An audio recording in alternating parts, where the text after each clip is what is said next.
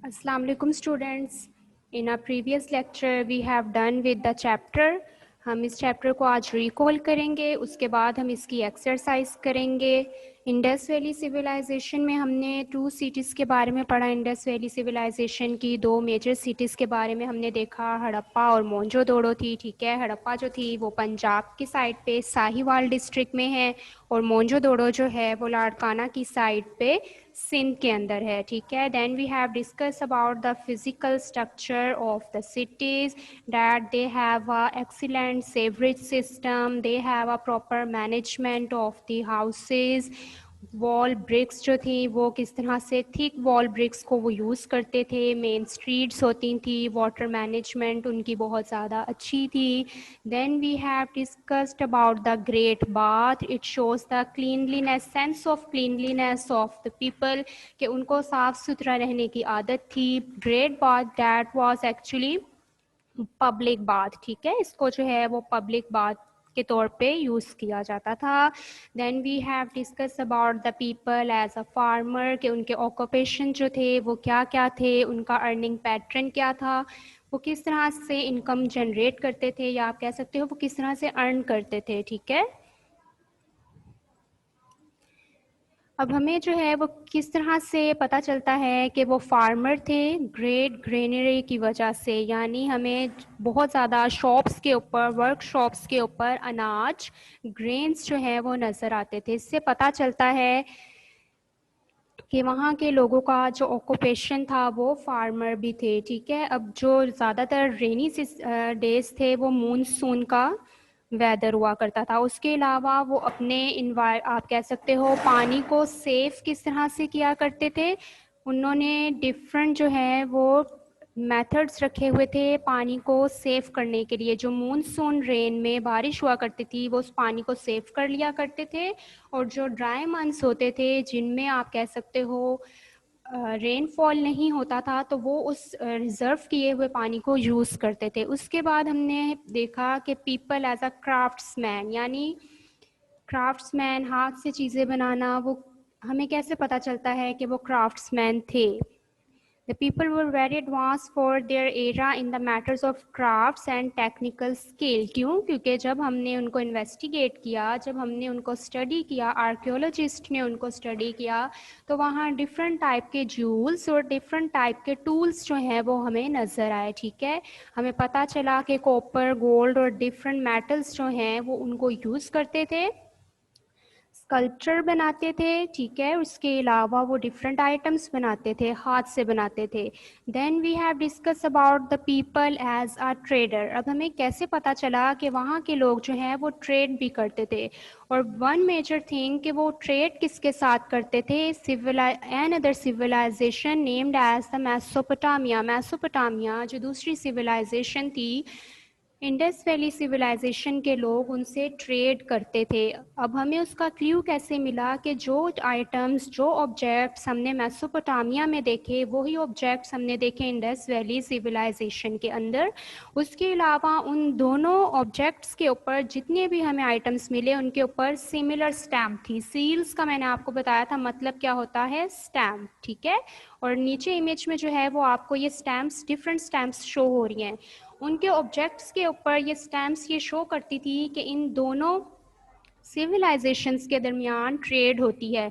उसके अलावा क्या था, डॉक्यूमेंट्स और लिस्ट ऑफ गुड्स ऐसी हमें मेसोपोटामिया से मिली थी जो इस बात का प्रूफ था कि दोनों सिविलाइजेशन के दरमियान ट्रेड्स हो रही हैं। ऑब्वियसली अगर वो ट्रेड करते हैं तो वो ट्रैवल भी करते होंगे। ठीक है, तो हमने कैसे देखा, the people as a traveller. As already mentioned, there seems to have been regular contact between the cities of UVC. They must have traveled by land or by river, यानी वो land और river दोनों तरह से travel करते थे। अब उसका एविडेंस हमें कैसे मिला, डिफरेंट कैमल्स, डोंकीज, उनके हमें स्केचेस मिले, उनके हमें आप कह सकते हो इस तरह से स्कल्पचर मिले, और उसके अलावा डिफरेंट बोर्ड्स को यूज़ करते थे वो ट्रैवल करने के लिए। अब हमने फिर देखा उनकी लैंग्वेज क्या थी, जैसे हमारी जो है वो लैंग्वेज है। स्क्रिप्ट का मतलब क्या होता है, उनकी राइटिंग वो हमारे लिए अननोन थी, उनकी राइटिंग हमारे लिए स्टिल अननोन है, इसलिए हमें नहीं पता कि उनकी लैंग्वेज जो है वो क्या है। ठीक है, उनकी सबसे बड़ी अचीवमेंट क्या थी, they use a system of weights and measurements, और जो उनकी मेजरमेंट्स थी वो बहुत प्रिसाइज हुआ करती थी, आप कह सकते हो एक्यूरेट थी। और लास्ट हमारे पास टॉपिक था the people and end of their civilization. इसके बारे में हमने डिफरेंट थ्योरीज पढ़ी। डिफरेंट थ्योरीज में क्या था कि हो सकता है एपिडेमिक की वजह से, यानी किसी वबा की वजह से जो है वो ये सिविलाइजेशन ख़त्म हो गई हो, बहुत ज़्यादा फ्लड की वजह से ये सिविलाइजेशन ख़त्म हो गई हो, उस सिविलाइजेशन को दोबारा रीबिल्ड किया गया, लेकिन वो पहली सिविलाइजेशन जिस तरह पहले से हाउस जो थे वो एक मैनेजमेंट के साथ बने हुए थे उस तरह से नहीं बन सके, या हो सकता है कि इंडस रिवर जो है वो ड्राई हो गया हो। ठीक है, ये डिफरेंट ऑब्जर्वेशंस थी, ये डिफरेंट ऑब्जर्वेशंस थी, लेकिन स्टिल इसका जो है आप कह सकते हो कोई फाइनल थ्योरी नहीं है। ठीक है, कोई कंफर्म नहीं है, कोई हमें रीज़न नहीं पता, ये स्टिल अननोन है हमारे लिए। ठीक है, now look at the exercise of this chapter. This is the answer the following questions. Answer questions आपने क्या करने हैं, जो चीज़ें स्क्रीन के ऊपर आपको बोल्ड शो हो रही हैं आपने वो पॉइंटर्स से लिखनी है। ठीक है, बाकी काम आपने पेंसिल से करना है, जो बोल्ड नहीं है वो राइटिंग आपकी पेंसिल की है, और जो चीज़ें बोल्ड आपको नज़र आ रही हैं वो आपने पॉइंटर से लिखनी है। So answer the following question. The first question is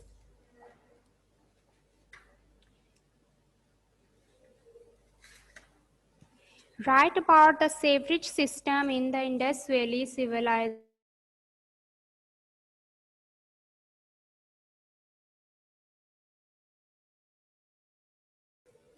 Indus Valley civilization की जो है वो आपने सेवरेज सिस्टम का बताना है कि किस तरह से था। The most important aspect of their houses was their sewerage system. All the towns had straight main streets. People entered in their houses through the side lanes.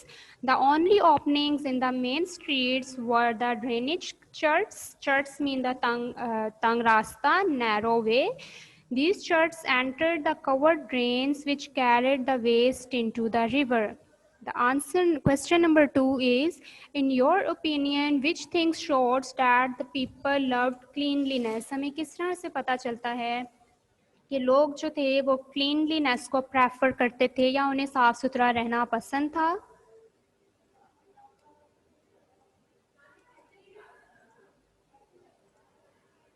Okay, the people had an excellent sewerage system. Even the smallest house had access to this system.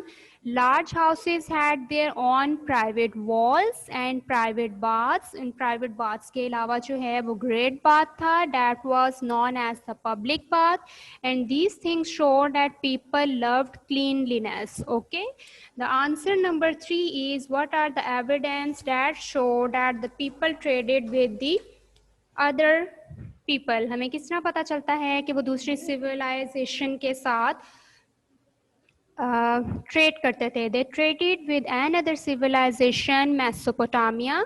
There had been many common objects and documents in all the cities, which meant they traded with each other. And the question number 4 is, what were the theories regarding the end of the civilization? Civilization के end के लिए हमें कौन कौन सी theories हमने पढ़ी हैं? First of all, the cause of the end of the civilization is unknown. It may be ended due to the floods, epidemic in the region, or course of rivers must have changed. या हो सकता है दरियाओं ने अपना रुख जो है वो चेंज कर लिया हो. Now you have to open the page number 9, and the question number 5 is, if scientists are able to unlock the secrets of the civilization script, यानी अगर हमें उनकी लैंग्वेज जो थी उनकी, अगर हमें वो समझ आ जाए तो हम सबसे पहले क्या प्रेफर करेंगे, कौन सी मिस्टीरियस चीज़ है जो आप जानने की कोशिश करेंगे. So you will give me the answer at the end of the class.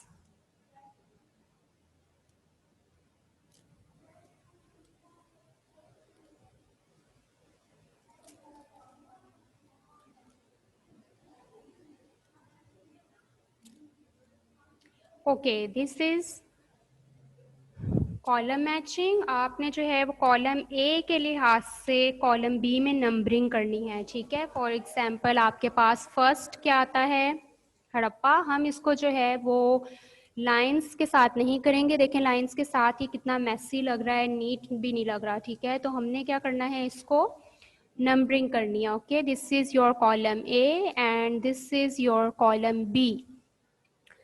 The first column A is Harappa.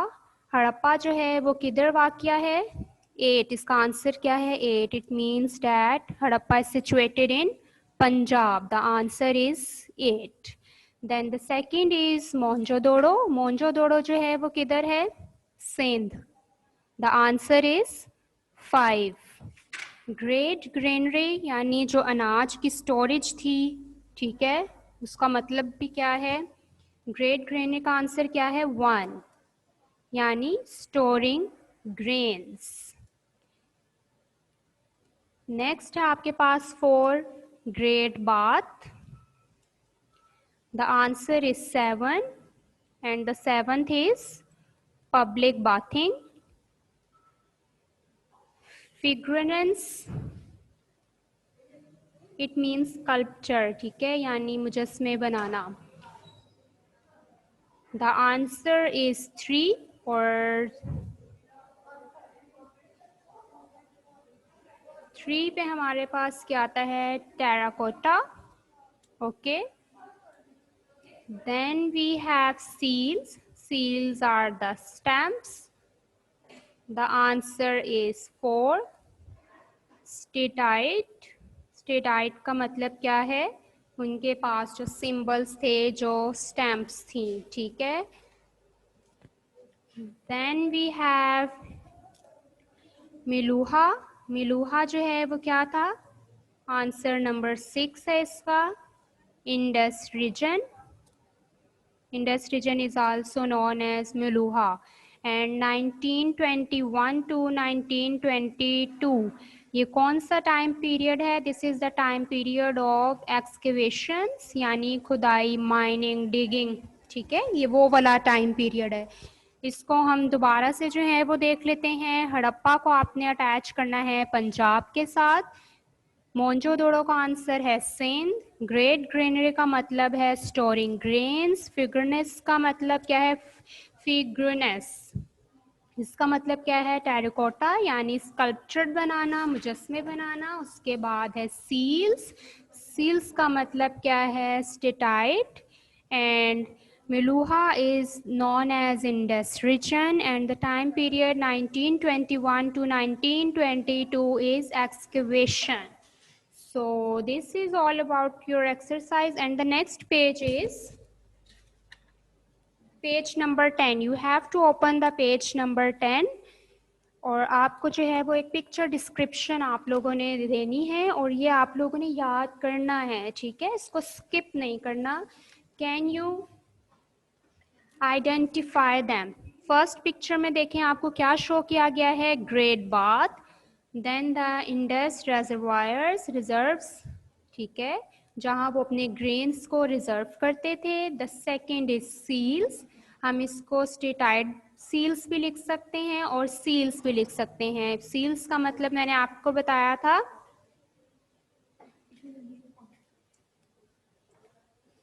Stamps. Then आपको जो है वो ट्रैवल का एक हिंट दिया गया है, बुललॉक कार्ट. ठीक है, ये एक कार्ट का बताया गया है. देन सेकंड लास्ट में आपको क्या डिस्क्रिप्शन दी गई है कि ये एक मेन स्ट्रीट है. और लास्ट में आपको क्या बताया गया है, ज्यूल्स के बारे में, ज्वेलरी सेट. ठीक है, so students, this is all about your today's lecture and this is all about your exercise. We have done with the chapter Indus Valley Civilization.